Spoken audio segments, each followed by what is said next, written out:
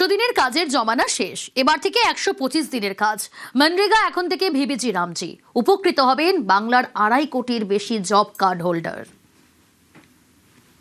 100 দিনটা এখন 125 দিনের হয়ে গেছে। আমরা আগামী জুলাইয়ের 1 থেকে 125 দিনের জিরামজি শুরু হবে।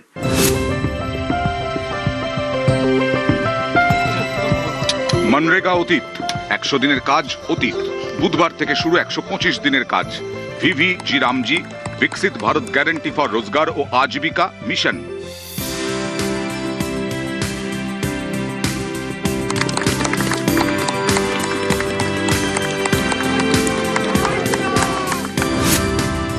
এতদিন 100 দিনের কাজ পেতেন জব কার্ড হোল্ডাররা, এবার থেকে তারা পাবেন 125 দিনের কাজ। বাংলায় এই প্রকল্পের সুবিধে পাবেন 2,56,00,000 জব কার্ড হোল্ডার।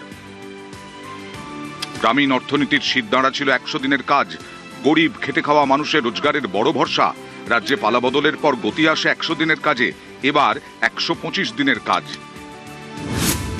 এই প্রকল্পে কেন্দ্র দেবে 60% টাকা, রাজ্য দেবে 40% টাকা। আপাতত কেন্দ্রের বরাদ্দ 8,508 কোটি টাকা, রাজ্যের বরাদ্দ 5,672 কোটি টাকা।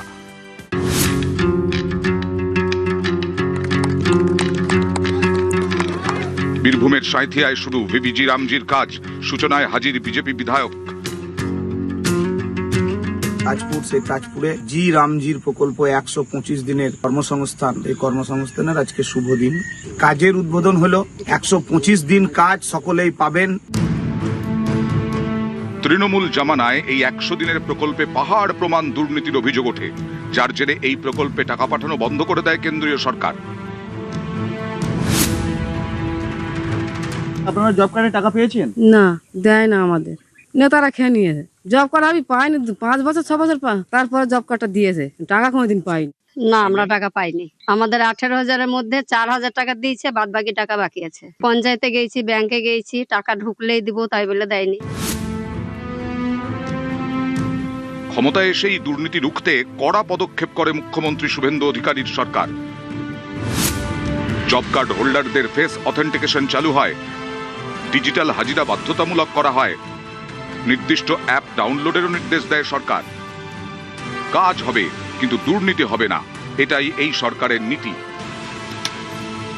নিউজ 18 বাংলা।